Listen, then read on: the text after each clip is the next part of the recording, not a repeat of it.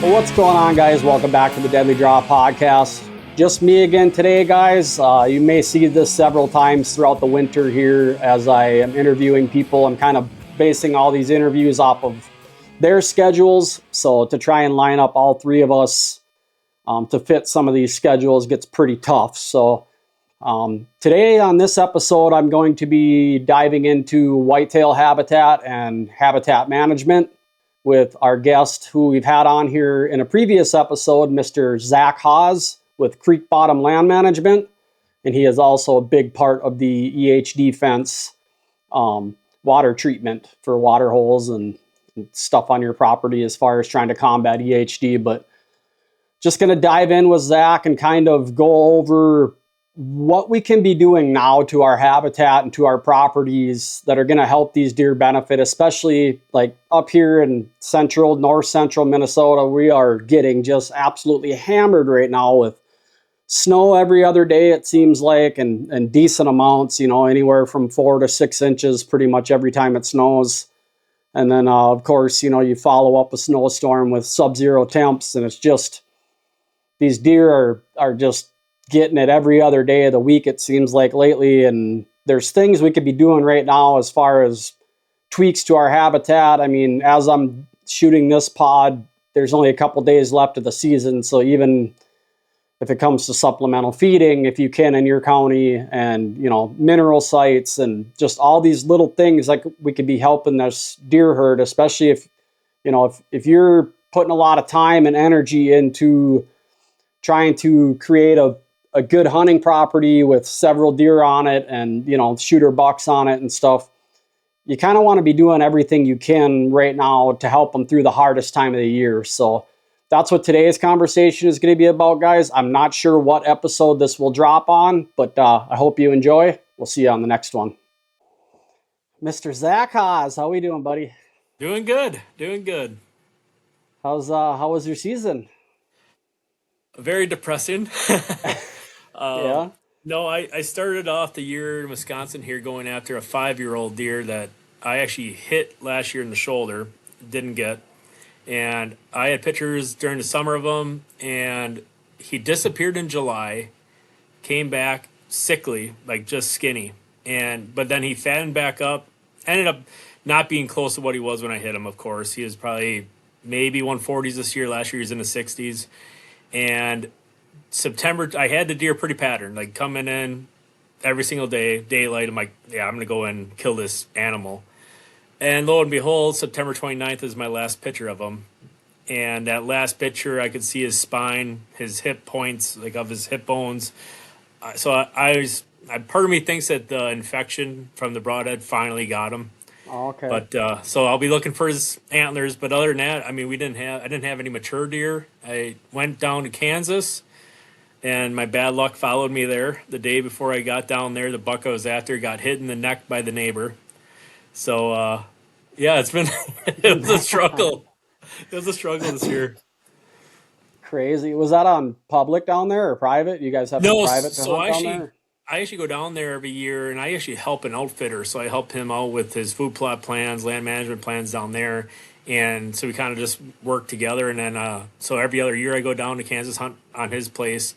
And yeah, like I said, it was all set up. He's like, yeah, you're going to kill this deer. He's daylighting morning and night. I'm like, sweet. Crazy. Day before I get down there, he got hit by the neighbor. Awesome. Oh, no. So then I came back up to Wisconsin here. I didn't have mature deer on my main farm, so I went to my other property where I have some older deer. And you know how like the Northwoods are yeah, the bucks aren't as big, so like I had what I think is probably 8+-year-old buck, and just an 8 point, maybe 110 inches. Not huge by no means, but Sure. I hunted for that deer, and while I'm hunting there, doing all day sits, and that was on public ground. Suddenly I get the message from my neighbor. He's like, we got this really good buck last weekend. And it was the buck I was after. So just, jeez, you can't make this stuff up, man. Just blow after blow. So, right. So no real late season, or did you gun hunt or anything like that, or was it? I went up gun hunting with my nephew, just trying to get him a buck. We didn't see the buck we were after. There was a 10-pointer I wanted him to get, and it didn't help with. I mean, it's the Orange Army, right? The neighbors Mm-hmm. shot 33 times opening weekend, and Wow. they got $3 out of that 33 shots, so it's pretty good. 9% success rate. But no, and then I went out got some does and stuff that way, did some herd management. But other than that, yeah, once I didn't have mature deer on the main property, I kind of stayed out, and I have 6 3-year-olds that are alive, so I'm just kind of waiting for shed season at this point. Sure. Yeah, that's awesome. Up and comers anyway, right? Yep, absolutely. Yeah, there's some cool ones. Like I have one that has the Jimmy a caribou like bezel point, and then I have one that has 6 brow tines. Another buck that has some splits. So I mean, some really good prospects for 2026. Awesome. Awesome. So jumping over to the land management stuff, you're the owner of Creek Bottom Land Management. Yep. How long have you been involved, or how long have you been doing that? Kind of, I guess, consulting farms and that type of stuff. Yeah, so this is my 10th year of business. So Oh wow. yeah, so I started this. For 20 years I was an aquatic biologist, so I was taking care of ponds and lakes. And while I was doing that, I kind of realized the niche of water wasn't out there at all. So I kind of dove in and started doing my habitat stuff on the side, and then that got too busy, so I left the pond business and I got into land management. And yeah, so now ever since, I mean, I probably could do about over 50 consults a year. And then I also am doing land management. So I have a big client list where I go do food plots, hinge cutting, planting trees, doing ponds, all that stuff. A lot of all-inclusive plans. But yeah, so it's 10 years of fun going on number 11. So it's been a fun roller coaster. That's awesome. I didn't know you were doing it that long. That's an accomplishment, dude. Yeah, it's cool. I mean, and it's also a perk of it is nobody wants me on their property come October, November. So Sure. I just usually hunt a lot unless I don't have a mature deer, and then I just don't know what to do with myself. I feel like in Yeah. Talladega Nights when you're like, I don't know what to do with my hands. Yeah. No, that's a good problem to have, though. I guess I never really thought about it that way. That with doing the land management stuff and consulting, that yeah, obviously everybody's hunting at that point in Right. time. So, oh darn, I guess I Yeah. got 2 months off to get out in the woods. So. Yep. The wife's like, "What are you up to today?" I'm like, "Hunting." "What are you doing tomorrow?" "Hunting." Oh yeah. But it can wear on you. I'm not gonna lie. It's like when I winted that buck in 2024, I think I had over 300 hours in the stand. Wow. And for that buck this year, I think I sat 8 times. So it was a complete flip flop from last year. Sure. So, as far as doing consults, is that basically in Wisconsin, or do you kind of go all over the Midwest or wherever? Yeah, you so get I cover the called whole out to? bit. Yeah, I go all over the place. So like I'll do consults: Illinois, Iowa, Missouri, Kansas, Indiana.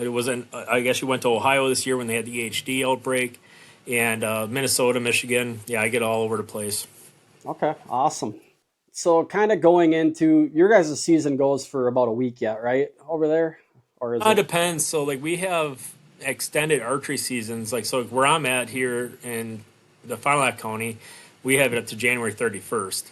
Oh, really? And so it all depends. Like some areas are extended, some aren't. So like yeah, like most of the guys are gonna be ending. I think it's January 7th is our last day.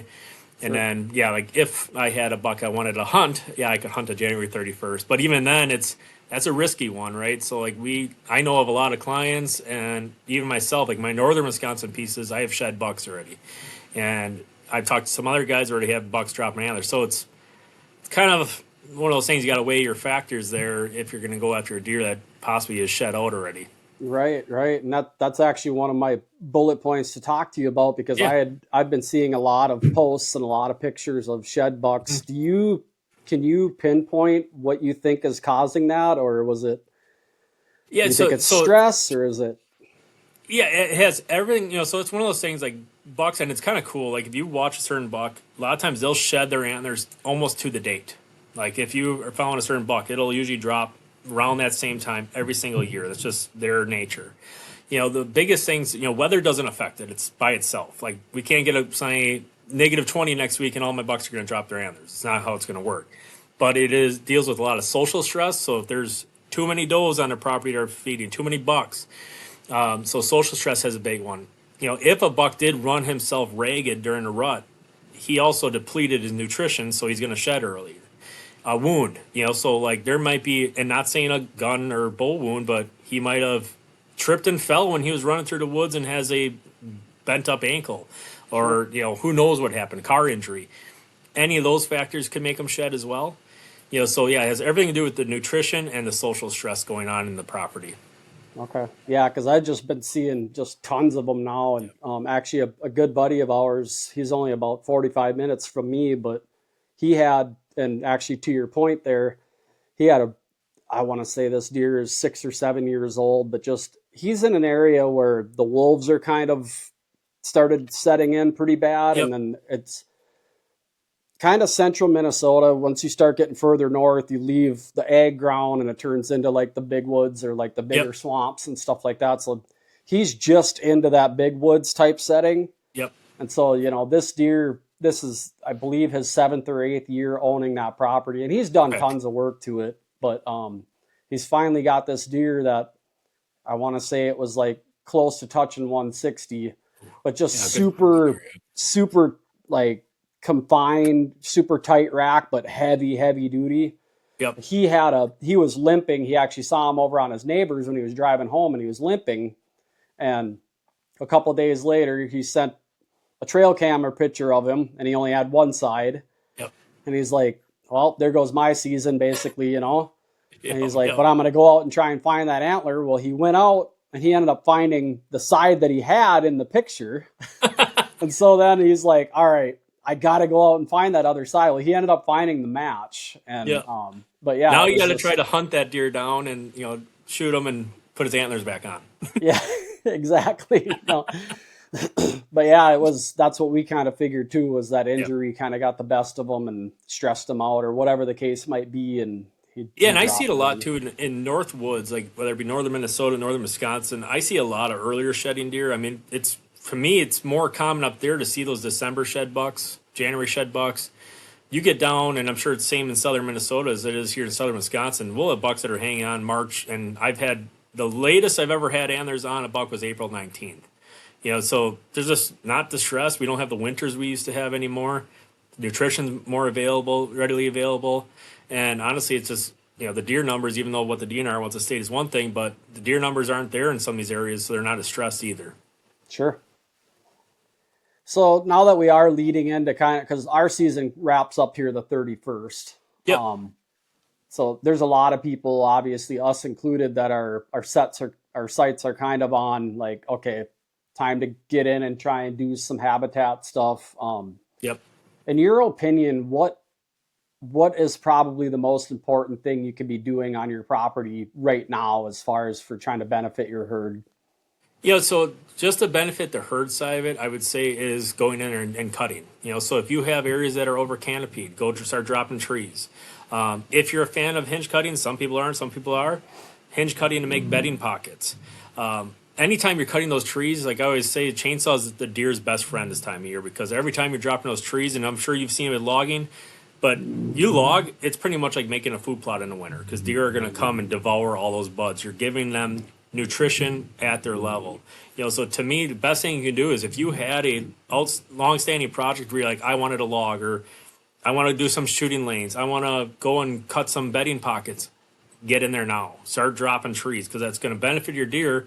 Not only you're going to give them thermal cover that they can bed in, some side cover, but you're also going to obviously benefit, the whole woods in general. So to me, right now, get the chainsaw out would probably be the number one thing, and get those tasks that, let's be honest, we all kind of put the trimming trails, trimming shooting lanes, all that stuff to the wayside longer than we should. Now's the time to really get in there and knock that stuff down, because one of the big things I see in consulting, and I'd say one of the more common things, is I go through these hardwoods that are wide open, or maybe they're thick, but all your cover is like this. It's all vertical. Get that side cover, getting down trees. If you have dead ash, just drop them on the side. They're not doing you anything good standing up in the air. Maple trees, getting them on the ground. But to me, get in there, start really, and this is nice, is when we have snow like we do, you can see where those trails are. Amplify those trails, cut them open, make those travel corridors. Like, to me, this is when all the stuff that pissed you off all bow season because a deer took a certain path or they weren't bedding where you want them, do it now because it's also going to benefit them on the feeding side throughout the winter. Okay. Yeah, that makes sense. So leaning toward like smaller property consults, is there like a select size, or do you basically you'll go to pretty much any size property to Yeah, I'll look go at on them? any size. So, like for instance, like I had a client this year. He only had 5 acres. He bought 5 acres from his father, and it was just open cornfield. But he wants to develop it to be some kind of habitat. So, yeah, any size. I mean, I know there's consultants out there that'll say like nothing below a 40, but to me, it's not realistic. So, some guy might have only been able to buy that 19-acre piece or 27-acre piece, whatever it might be. Mm-hmm. To me, you can still kill really good deer on those small parcels. It's just that you also you're piggybacking a little bit on neighbors. So Yep. like, let's say you only have 10 acres, but you're butting up to 160 acres of prime ground. All you're doing is making your property the best possible to draw that buck into your property once in a while to get that opportunity. So it's just changing your outlook at it. Yeah, you don't have the 800 acre piece that you can do whatever the hell you want and make sure to hold multiple bucks. No, your strategy is taking your outskirts of all your neighbors, all the property around. It might even be like I have some clients that have public ground that butts their little piece, but the public doesn't get hunted a lot. So it's this giant sanctuary. Well, pull them out of that sanctuary into yours where you can have food, apple trees, water sources, all these little trinkets, and you can improve those properties. That's what I was going to ask, was what what your opinion would be on, because I'm kind of sitting in that boat myself. I have a 40 here, but really realistically, only a couple of acres of it is really huntable. It's a Sure. lot of hay ground and like cattails and stuff like that. Yep. And the acre I can put food on, I do, but I'm kind of just looking at what I can do just to try and I'm even looking into like another one I kind of wanted to cover with you was like a CRP program or like a tree program or just Yeah. something that I can try and do to keep them a little tighter on me once in a while or draw them over to me, from the eggs or wherever Right. they're at. Right. Yeah. I mean, it's just, you got to take advantage of every little bit you can. And to me, it's just making sure you have all the things in the right places. I mean, let's be honest, at the end of the day, a big buck's usually not getting killed off a big field anyways.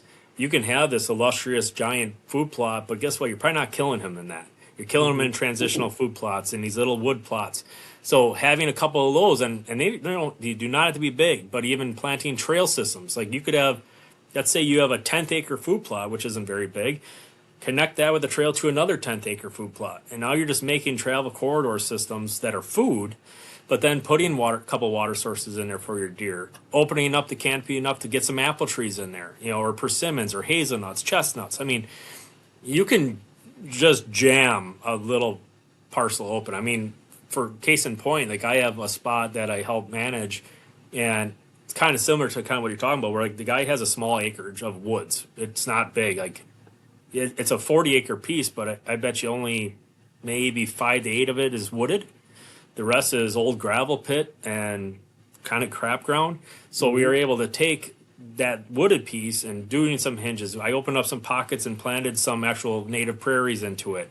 But yeah, I mean, we get into it like like the programs, for instance. Yeah, you can have it where you do some CRP or the NRCS has a lot of good programs where you can do some tree planting programs with them. There's wetland scrapes through Federal Fish and Game. There's so many different programs out there that you can enact on to benefit and really capitalize on that small acreage. Sure. Going back to when you're, I suppose with being consults, you can't be everywhere at one time. So are you trying to do most of this stuff the earlier the better type scenario, or is it just like when you can get in there, you can get in there? Because obviously human presence is a huge factor, especially Yeah, when it so comes to mature deer. yeah, I mean, my biggest thing, when I'm scheduling consults, so there's a couple of things I avoid, just because I don't think the property owner is ever getting for the best bang for your buck. And one, there's too much snow. If there's, I mean, honestly, 8 to 10 plus inches of snow, it's covering so much habitat, you don't even know what the hell you're looking at. I mean, when every down log is white, You don't know what cover you have. You don't know what the deer are browsing on. You're banking on maybe finding some fresh trails that were made or fresh beds. There's too much hidden. So I try to avoid big snowfall events. Like I did one consult years ago where we were up, I mean, thigh deep snow. We ended up burying the guy's Ranger, which was not fun. And honestly, we didn't learn a lot from that trip. And so I usually try to avoid that. The other one is summertime, worst time to do any scouting. I mean, stay the heck out of the woods in the summer because the canopy's up. You can't see more in, how many yards, whatever, how open your wood lot is. Mm-hmm. So I try to focus on fall if I can. So like I have some clients who don't care. They had a terrible season. They're like, whatever, we bumped deer. I'll go in October, November. December's really hot for people.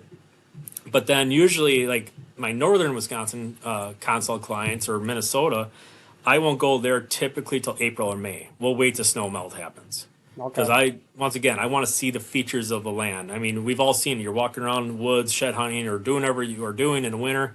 There's snow, all those little bowls and all that stuff are covered. You have no idea what you're doing. So I like to do, like you said, like that late fall or into spring, kind of before the canopy develops. Those are the prime times to consult on. Okay. So you had mentioned water holes previously, and obviously this is something that you have a lot of experience with. Do you rank putting in a water hole as like one of the top draw features to have on your property? Yeah, I mean, to me, it's tough. Like I would say water and cover are really close to me, right? If cover is one of those things that's all about your landscape, right? Do you have trees? Do you have this? Or do you have to plant a bunch of stuff? It's a long-term goal, or you got to have the right stuff in place. Water you can place anywhere. It doesn't matter if it's an open field. Like when I go to Kansas, for instance, it's just giant prairies that we're putting water holes in, but deer are coming from miles. So to me, water is so high just because I've seen the draw. It's also, and some people think I'm crazy for saying this, and I don't care. Call me the crazy man, but I'm a mad scientist at heart. And end of the day, I think you can pattern a buck in the rut to water because he doesn't have to eat. And we know it. For a fact, deer lose 28% of their body weight on average during the rut because they do not eat. Well, they have to drink. It's just like if we were in a desert for 3 days, we're dead if we don't drink. Same thing with a whitetail. He has a drink.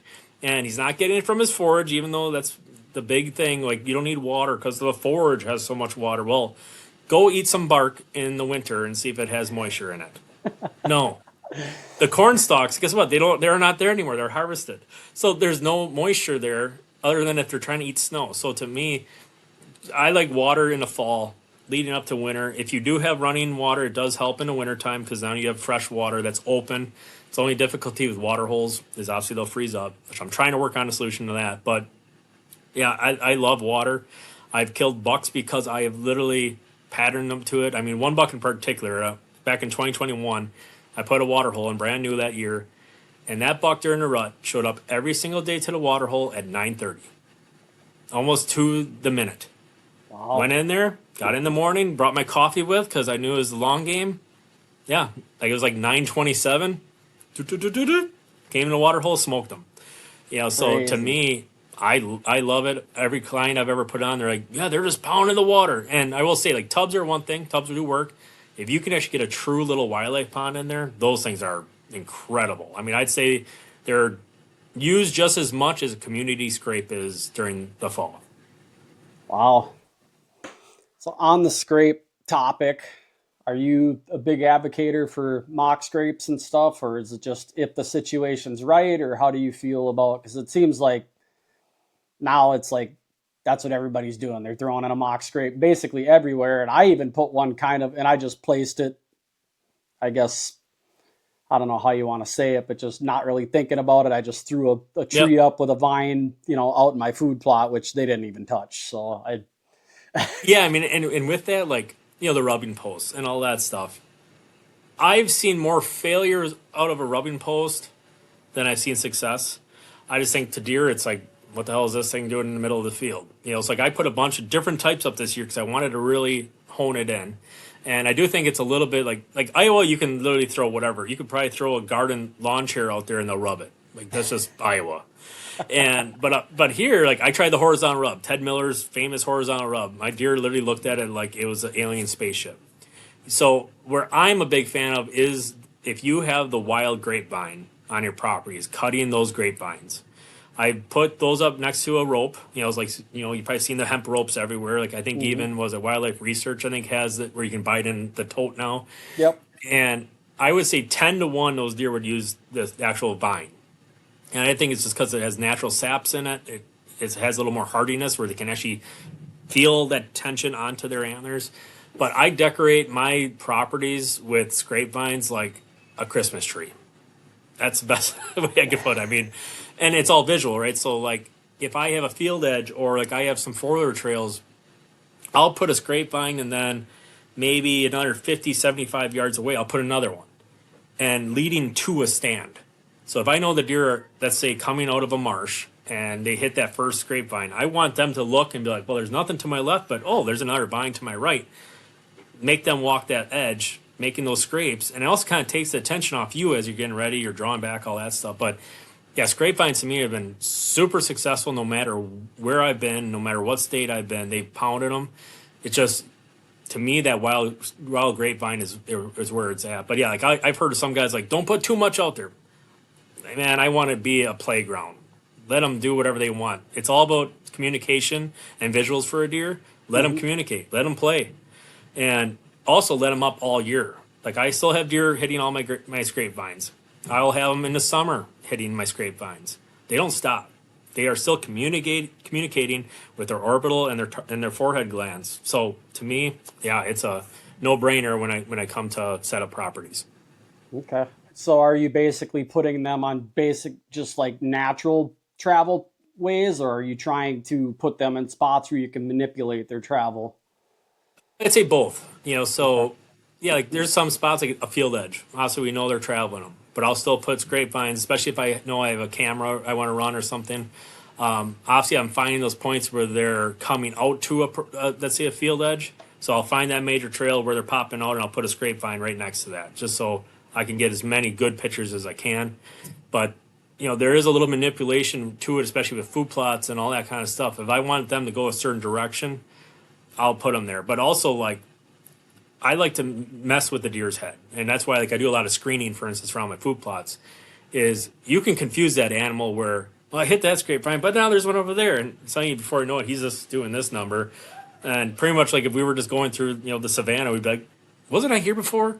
And that's what we want to do with these deers. Make them just check and check and check and check and check. And so, I mean, like just on I have a 100-acre piece in southern Wisconsin. I would say on that property alone, I have upwards of 40 scrape vines out. Oh, wow. Oh, yeah, like I said, Christmas tree, man.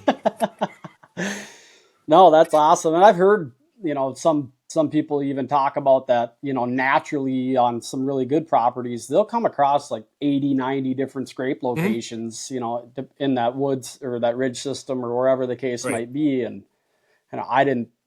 I'll come across some spots where I find a scrape line or something where there's 6 or 8 of them, but it's like, I've never seen just this huge quantity of them like that. But well, and the other trick too is if it's on the edge of fields or edges of food plots, the other thing I do is, let's just say if the whole food plot's surrounded by cedars or pines, you have boughs everywhere, so they can scrape wherever. I'll go through and I'll trim majority of all those low-hanging branches other than a select few. Ones that I know are down, upwind from my stand and all that. So I'll strategize where I want them to scrape. Because if you just let them go gangbusters and not have any plan to it, well, now you don't have no idea where they're scraping. So I will clean up edges. I'll drop low-hanging branches where I don't want them to scrape, and then I'll capitalize on the spots I want them to be at. That's a good point. Yeah, then you can kind of manipulate them over to where you try and want to get a shot at them. Yep. So back over to the CRP program or, tree programs and stuff like that. It's something that I'm really considering. I actually got some calls in right now that between the holidays, it's pretty tough to get a hold of these people through the counties and the state. But do you see a lot of properties with that happening on there, or a lot of properties in those programs, or do you see a lot of benefit to that or hindrance to that? So I mean, once you understand it, a lot of people don't do it. All right, and I think a lot of it is because there's lack of knowledge put out there. There's lack of education put out by these entities that do the programs. But once you understand it, you see the true perks of it. I mean, for one, just a kickback. Like we have one program, I forgot I think it's through NRCS, but it's a food plot program where legitimately they're paying you about $550 a year to put in an annual food plot. The only part of it is you gotta leave it up for the year. Darn it! Darn, yeah, right? Exactly. And it's like an upland mix. It's like I think it's like forage oats. There's iron clay, cowpeas in there. There's sorghum, buckwheat, like really good stuff. But yeah, you pretty much get a food plot for free, and that's a 1-year program. But then like you look at CRP, for instance. Yeah, the contract can scare people because usually they're 15-year contracts. But they're paying you up front, and so they're giving you a reimbursement of your funds. Usually like anywhere, I would say it's up to like 50% of the seed costs and all that kind of stuff. But then they're also paying you annually a rental fee. So anywhere from like $100 to $200 an acre rental fee. Yeah, and then you have to take care of it once every 5 years. So you have to maybe mow it 3 times or burn it 3 times. I'm more of a fan of usually mowing than burning, but just because I'm scared of the whole fire aspect and being on the news. Yeah. But with that said, I mean, and you have that, and then there's EQIP program, like here in Wisconsin, we have EQIP. That's a tree program. So it's literally herbaceous trees and shrubs. Well, all right, talk about a dinner bell for deer. If you can put in all these different trees, you get your dogwoods, you get staghorn sumac, all these different trees that the deer are going to browse on, birds are going to use, all cover, and essentially they're giving you money back to plant the stuff. So I think there's a lot of benefit. It's just lack of education on the topic. Sure. And yeah, you just got to understand that there's a continuation of that contract for 10, 15 plus years. Now I will say that the MFL programs I'm a little more leery on, the managed forest law programs, because like I've seen those go up to 25 years. And unfortunately, a lot of times when they're getting logged, they're not getting logged with habitat in mind. They're getting logged for timber value. That's why they're getting set. That's why you get the tax break. So a lot of times they go on those MFL properties and they're wide open, big mature stands of oaks and maples and all that, and no deer cover whatsoever. So that one I'm a little more leery if you're for hunting. But yeah, EQIP, CRP, all those are great aspects to improve your property. Plus, you're going to get kickback on your taxes, and it's a perk. Let's say if you ever wanted to sell your property, people look at that like, oh, all right, it's in this program. So, all right, I'm getting that money back. I'm getting that rental fee. So let's say you're getting $200 an acre, on 10 acres. All right, you're getting $2,000 in your pocket plus a tax break. Sure. Okay, pretty good for a property owner if you're spending the money that we are nowadays on land. Right. So I think they're very beneficial. It's just a matter of picking and choosing the right one and getting someone to actually help you through the process. Sure. I was going to ask you how that goes. Is it because Nick, our other buddy that's usually with us here, his dad's farm, they're putting some of it into CRP, and I was kind of questioning on, and he didn't have all the details yet, but on just how, if you have to rent a drill and you have to go in and put all this stuff in, or if the county or the state helps you out with that stuff. And, again, I'm just asking questions because... Yeah, and usually they won't help you do the planting or anything that way. I mean, they pretty much say, all right, it's however you want to do it. Do you want to hire a guy or do you want to try to do it yourself? Now, there are like county extensions a lot of times will have drills available.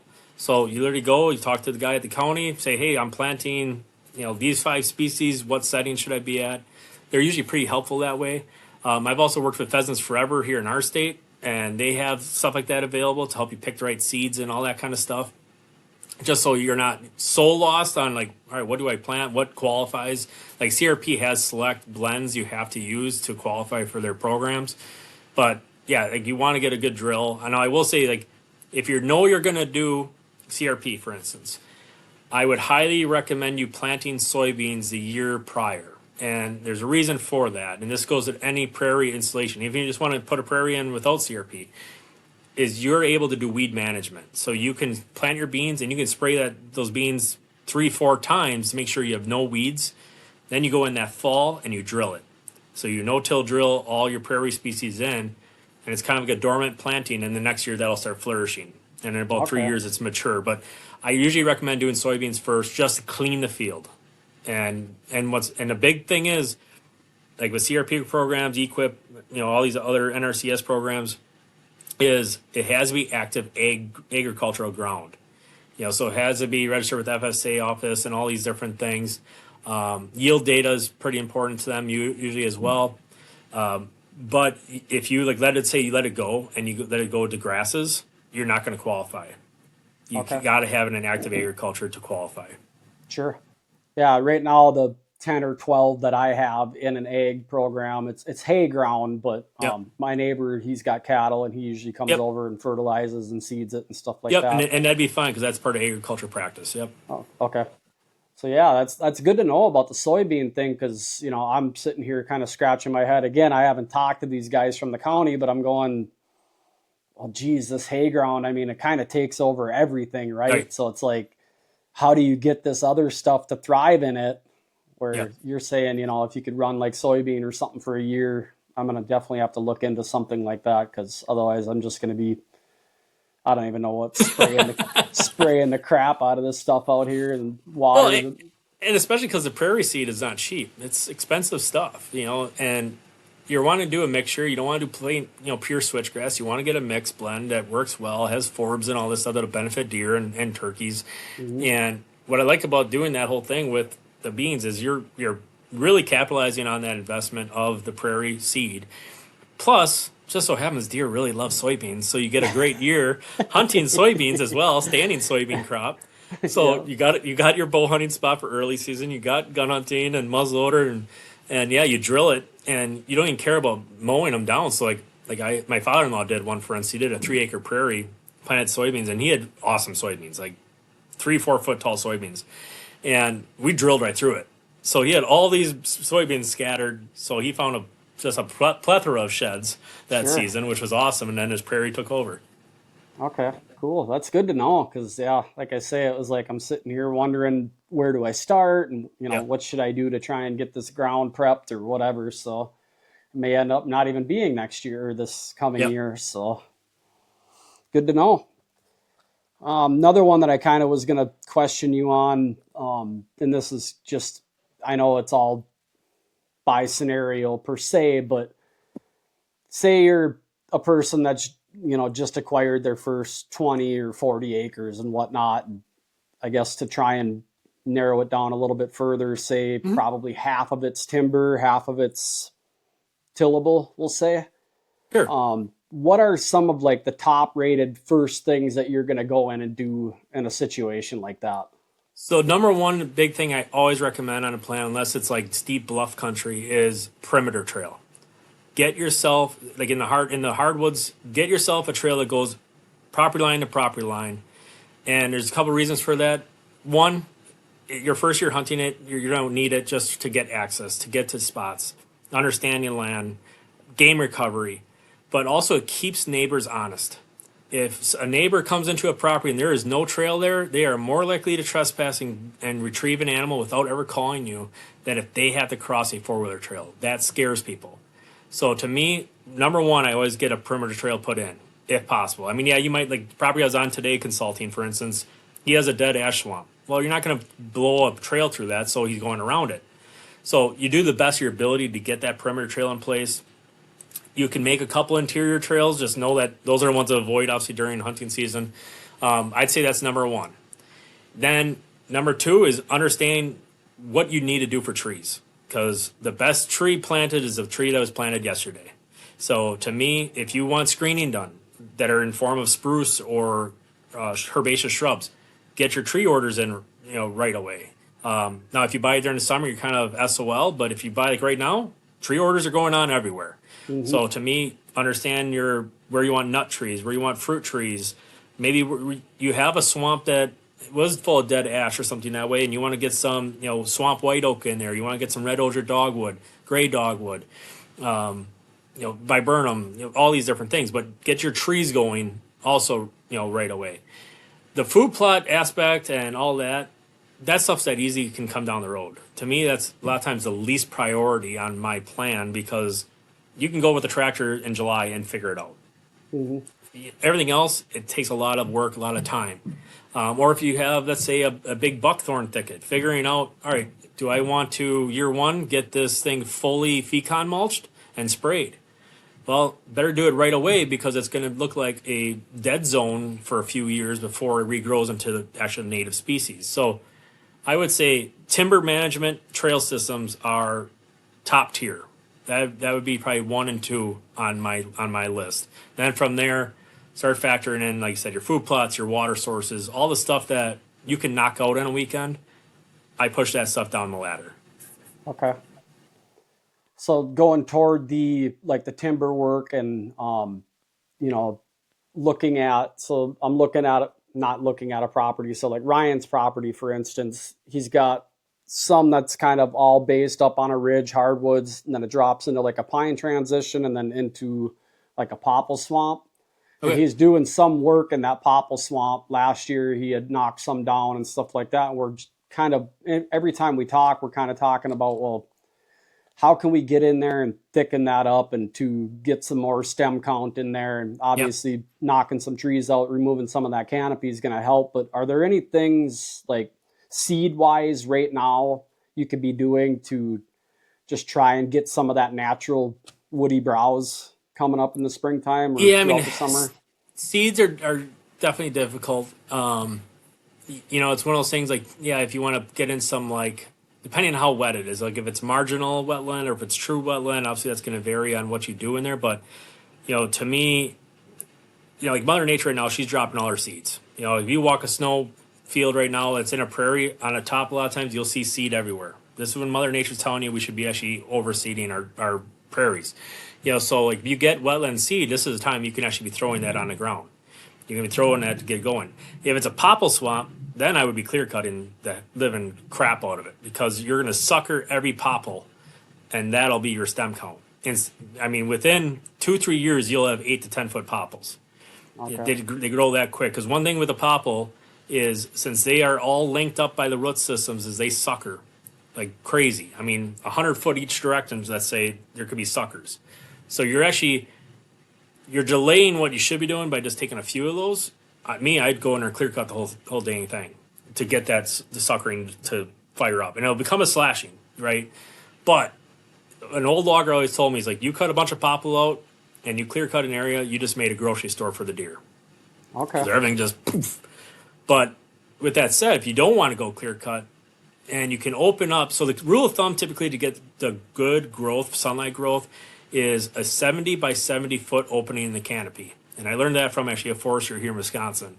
So a lot of people just look around them like, well, that's 70 feet. Look up. It has to be 70 by 70 feet above you. Okay. So look up and find those pockets and be like, okay, we have enough of those. And then go within those zones.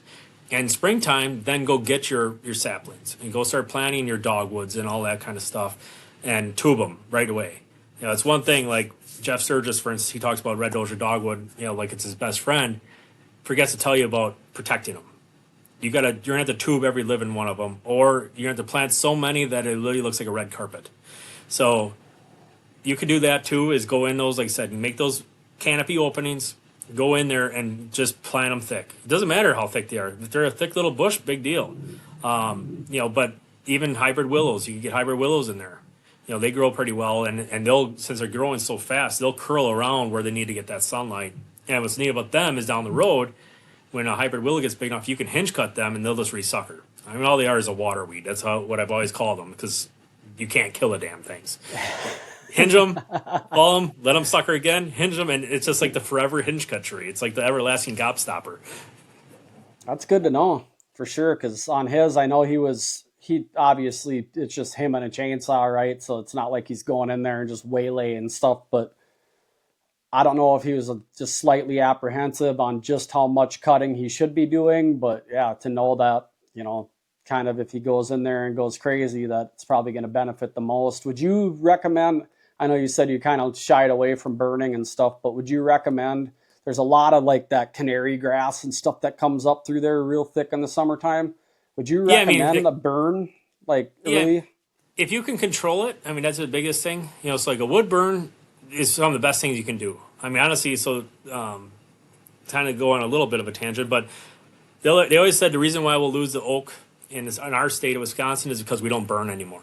So we used to do a lot of wood burns, and that will flourish so many different regen species. And reed canary is the biggest suffocator of native species around. I don't care what people say about buckthorn, honeysuckle, autumn olive, you name it. Reed canary will outcompete everything. And I've seen it, like even miscanthus. Like I plant that for screening. I've seen that trump miscanthus and kill it. So reed canary makes such a thick bed that if you can kill that stuff and burn it back and maybe give some life to the earth again, it'll be really good. Because that's all it's doing. It constantly will smother that ground till nothing lives anymore. Yeah, that stuff, I mean, it's nasty in there. When it comes up, it's dang near shoulder high. And I mean, it's just, you're getting tangled up walking through it. And it's, just thick. And it'd be one thing if it stayed up all winter. But first snow, it's gone. Flatter and flat. You're like, oh, there's no grass here. Yeah, it was. Exactly. So, I mean, it's one of those things because, you can spray reed canary, but you got to kill everything in the whole damn area. It's just, there's a reason why when we were doing pond and lake management, we didn't even spray it anymore because it was a losing battle. But to burn it, you might be able to get regen of some native shrubs and willows. I mean, for instance, like I've seen that actually in a marginal wetland where there used to be a bunch of willow species and dogwoods and all these, and viburnum and winterberry. And over time, what happened to those shrubs and everything, less and less and less because the reed canary was going like this. And it'll suffocate the marsh right off. So you can burn and get rid of that thatch every so often. That'll definitely help the area. Okay, that's good to know. Jumping back over to the miscanthus, because I had seen a couple other deals that we were talking about it and kind of swear by it as far as screening and stuff. That's another one that I'm looking at doing on my property line, or kind of where I already have some volunteer pines that I moved over just for like a longer term type screen. And I've been trying some other screens and stuff, just annuals, and it just doesn't seem like I'm having really any luck with them. They get about waist high, a little bit taller, and then they head out and they just kind of stay there. And then, of course, the first time it snows or it gets a real bad wind, they just, they're laid down. But what's that process look like as far as putting miscanthus in? I know it's a little bit more strenuous, but. Yeah, I mean, and it's not too terrible, so like when I do screening with it, so what I'll do is I'll spray the area I want to plant. So like first green up of the year, I'll go and spray that zone. So whatever your further width is, but let's say you go 6 feet. I'll kill everything in that area. And there's a couple ways, there's 3 ways I've planted them. So one is to actually get a tree planter from the county and you plant them like a pine. You're literally guys in the back throwing the rhizomes into the ground. So that's a really quick way if you have to do a lot of them. Like if you're doing, I would say a couple thousand, tree planter is the way to do it. It's just way quicker, way more efficient. Another way I've done it is if you're doing smaller stretches, like let's say you're doing in between these pines, is I'll use, like I got it from Menards, but it's called a bulb auger. So it goes on your drill and it's about, I don't know, say that big around. I think it's like a 2 or 3 inch bulb planter, but it really is just a big auger. So you auger a hole, drop the rhizome in, cover it up. Only downside with that one is I have found raccoons will find those holes and they'll pull your damn rhizome out. So it pisses you off because you're like, well, that was $1 rhizome that you just killed. Thanks. Yeah. And but that's one way to do smaller sections. And then the other way I've done is I've killed an area and I've deep tilled it. So I'll drop my tractor tiller as low as I can get it and I'll till it like a garden. So it's powder. And then I'll go and I'll plant it like a garden. And I'll literally just lay out all my rhizomes in their line. I usually do 3 rows that are anywhere from 18 to 24 inches apart. And then within a row, they're usually about like a foot step. So around 2 or 3 feet, right? And then I'll keep on planting that whole stretch. And then as that's starting to come up, you're going to get some grasses and stuff that way. You can spray them with 2,4-D to get rid of any broadleaves, which is nice. But definitely, like glyphosate or anything that way because you'll kill your miscanthus. But then about year 2 or 3, I go in there with a heavy rate of urea, and I'll go put nitrogen on them. So 100 pounds an acre, let's say, I'll put down to give them that kick boost, and that definitely helps. Okay. So is that the rhizome or whatever you were talking about? Is that more like in like a stem type form, or is it like a seed? Yeah, they're about, I'd say on average, so I actually get them from a place up in UP called Maple River Farms. and they come about anywhere from like 2 to 5 inches long, and there's like a little rootstock, and they're yellow and kind of, I don't know, they look like a worm kind of, but yeah, I mean, they're pretty easy to plant. With the ball plant, they can be kind of difficult. So you gotta get deep enough to get that rhizome in there. But if you're doing a tree planter or with a tiller, it's super easy.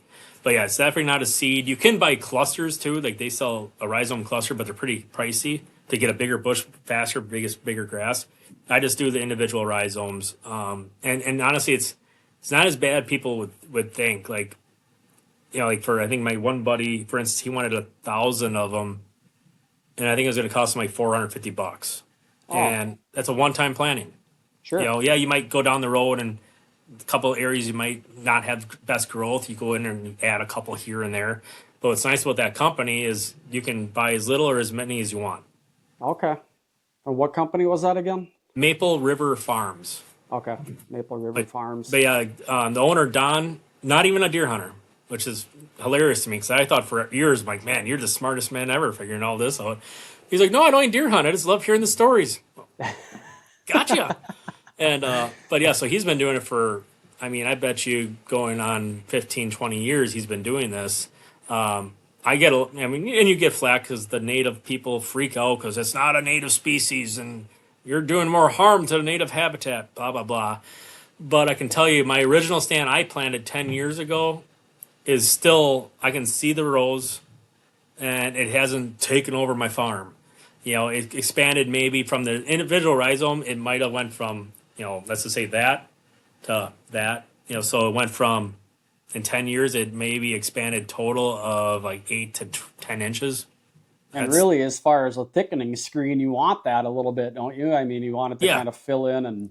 Right. I just want it to be where it's at. I don't want it to be all over. Like switchgrass to me can be unpredictable, whereas this is, you're planting it where you want it.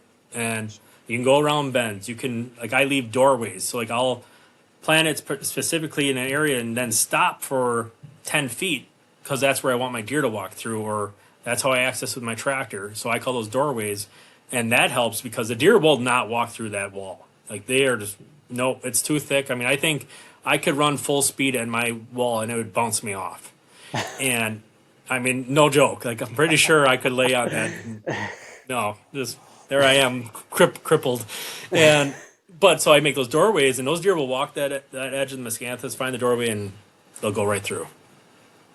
That's cool. That's definitely something that I'm looking at, trying to... Well, and even for you, too, like, you deal with the snowfall and things that way. Like, the one year, we got a snowfall here that was like, I think it was 1.5 feet of that wet snow, like that heavy, heavy snow. Something that an annual screen would have been flat. Mm-hmm. And indeed, my annual screen it was just like heap of stuff. Yep. My miscanthus, all that happened was the tops broke off. And just when I say a top of like 2 feet broke off of these, the tallest one I've ever measured was 16 feet. Oh, geez. So, yeah, all right, break off 6 feet. I don't care. I still got a screen. Not this grass patch that I have to worry about burning or mowing the next year. Right. And that's another thing, too, is you don't have to mow it. Like, some guys will mow it every year. I leave mine stand because I want that permanent wall. So it'll either be yellow or it'll be green, but it'll always be a wall no matter what, and it'll grow right back through itself every single year. Okay. And then in the individual rows, are you staggering those plantings? Yep. Okay. Yep. That's kind of like you would with like a pine tree planting. Sure. Yep. I wonder how that would do. I suppose once the pines get mature enough, it would probably start to choke it out, but because I left quite a bit of room between my pines. I wonder if a guy could go in and maybe put a few, like in between the pines just to try and thicken that up in there, or... Yeah. So like, for instance, like my original screen I planted 10 years ago, that's actually planted with some pines incorporated. So I just wanted, because they were there, but I'm like, this is enough of the screen. So I planted right next to them, right next to all the pines. And it's kind of cool because like the miscanthus kind of is like molding around the pines. Okay. Like where those boughs are, it doesn't grow up through it. It just stays right below it. So it kind of blends into it. So it does work. Sure. Really thickening it up, I bet. Yep. That's awesome. Yeah, definitely. I got some projects, some irons in the fire out here that I want to get after, and it's just like, it's kind of that learning thing, this is my 4th year having this piece, and it's like, I hadn't really had my own dirt to kind of play around with. And it's like a few years of the annual screen thing and kind of getting it to be, it's almost like a broken record. They annuals piss you off. It is. It's like there's no way around it. Like I plant them still every year in my food plots because I change my food plot layouts every single year. It's just how I am. I'm just crazy. But that said, like you can't do the miscanthus, you can't do switchgrass, you can't do trees because if you're changing your plan, because especially when you're new into a property, you don't know what the best layout is yet. And so don't go and plant perennial screening in that food plot until you really know this is how I want it forever. So like in my food plots, I'll still do like Northwoods Whitetail's HD screen. Still the best screen on the market, bar none. But with that said, so like I'll use that in just those aspects I want to mold my food plots or break up a certain plot or things that way. Or I've used it where I'm starting pine tree plantings or even some miscanthus I might plant next to it with a row of annual screening just until my stuff gets tall enough and then I stop, you know. Sure. But you're almost better off planting corn next to it because at least the corn will take the beating, whereas the screen is just so hit or miss, or like you said, you get a windstorm. Oh, it's flat. Neat. Yep. All right, so much for, I mean, rabbits are happy. Pheasants are happy. The deer can see everything. Yeah. Is the miscanthus, is that pretty picky as far as pH? Or is it? pH I haven't found as much. I know it doesn't get, like the further north you go, it gets tougher to plant it. Now, the guy that I get the stuff with, he's obviously planting in UP and things that way, but I've definitely have seen where as you get more in true egg ground, it definitely flourishes way more. It does prefer wet ground versus dry ground. So like if you have drought, like sand country, it'll grow, but you're not going to get that 16 feet. You might get 8 to 10. You know, so I would say that has a more barrenness because it needs the wet. It needs a wet foot because it's technically derived out of a aquatic plant. So It wants some wet in order to thrive. So like last year we had perfect rains for it, whereas you get some of these drought years, if you wait too long, you want a wet spring essentially because you're planting them in April, May, June at the latest, but I'd say you're kind of pushing it then. So you just want a wet spring, get them established. Once they're there, I mean, so like I mentioned, the client has the quarry. I planted in his, and his miscanthus isn't super tall. It's probably 8 feet tall, but it's enough of a screen for him to walk to his stance. Mm-hmm. And it's growing in a gravel pit. I mean, it's legitimately like, I mean, I've broken shovels out there because it's just gravel. So it's pretty hardy stuff. Okay. Yeah, I kind of got, it's a little gravelly, but it's alongside a swamp where I've got just a little high spot where I'm planting, you know, clover and some brassicas and stuff like that. And I'm just screening off that one end of it. So yeah, and the best way to kind of make an example of it is like you've seen Phragmites. It looks just like Phragmites and it grows like it, you know, so realistically, if you see a spot of Phragmites growing somewhere, the miscanthus will grow there as well. Okay. Yeah, there is a little bit of that stuff actually around the edge of the swamp out here as well. So I've seen guys actually talk about that on some of the food plot pages about moving it and stuff like that. And other guys are like, don't you dare, that's invasive. When I started land management, my dad, he came home with a bag, like one of those, like, I don't know what the hell bags, you know, your women will get at these parties and stuff like that. And he has this whole bag. He's pumped. So, Zach, I know how we're to fix our marsh. I'm like, how? He's like, this seed. I'm like, what is that? Oh, I don't know. It was off the ditch. I'm like, oh, it's Phragmites, Dad. And I'm thinking, like, at the time, I'm doing pond and lake management. Like, I'm combating Phragmites and spraying it and doing all this work. I'm like, you brought it here? What are you doing? So I burned the whole bag. I'm like, no, we're not that desperate. Yeah. Oh, man. Well, that's pretty much what I had for you. I know you probably got some other stuff you want to get to this evening. If people wanted to get you out to their properties in the area, what's the best way for them to get a hold of you? I'd say the best way is a website or Facebook. You know, so if you go either to my website, creekbottomlandmgmt.com, or Creek Bottom Land Management on Facebook. Those are the best ways to get a hold of me. Still taking consults, stuff that way. One perk of doing it full time is I'm not like the part-time consults where it's like has to be a weekend. I do it whenever. Like I said, the biggest things I try to avoid though is the snowfall and when it's super green. But yeah, either way, I'm very active on both. So Okay. Awesome, man. I appreciate your time today. yeah, And absolutely. That worked out. hopefully some of them up and comers turn out good for you, and your next year kind of flips around for you a little bit. It can't get worse. Put it that way. This was my worst year I've ever had, and I hate to say that because I say I do consulting as a living, but some years just aren't your year, and I got to find that horseshoe because I'm feeling like my kid stole it and hid it on me or something. Well, and I mean, when you're after a specific age class and stuff too, it's not tough. easy, man. It's No. it's pretty tough, especially in Minnesota, Wisconsin. It's Right. with the gun seasons landing that close to the breeding season. It's like it's pretty tough to get a 5.5-year-old even on your property, you know. So Yeah, and I've been lucky enough to take some fives, a six, and my northern piece. Like the oldest deer I've ever had up there was we lost him at 9. That was the last time we had a picture of him. So I mean, we're able to hold the big deer. It's just yeah, it's the brown and down, party hunting, all that stuff. Which that's a whole different conversation. But but next year, I mean, I'm pumped because as of right now, there's 6 3-year-olds, so bound to at least have a couple of them. yeah, definitely. Well, cool, brother. I appreciate your time, and hopefully we can catch up here soon and talk some more stuff.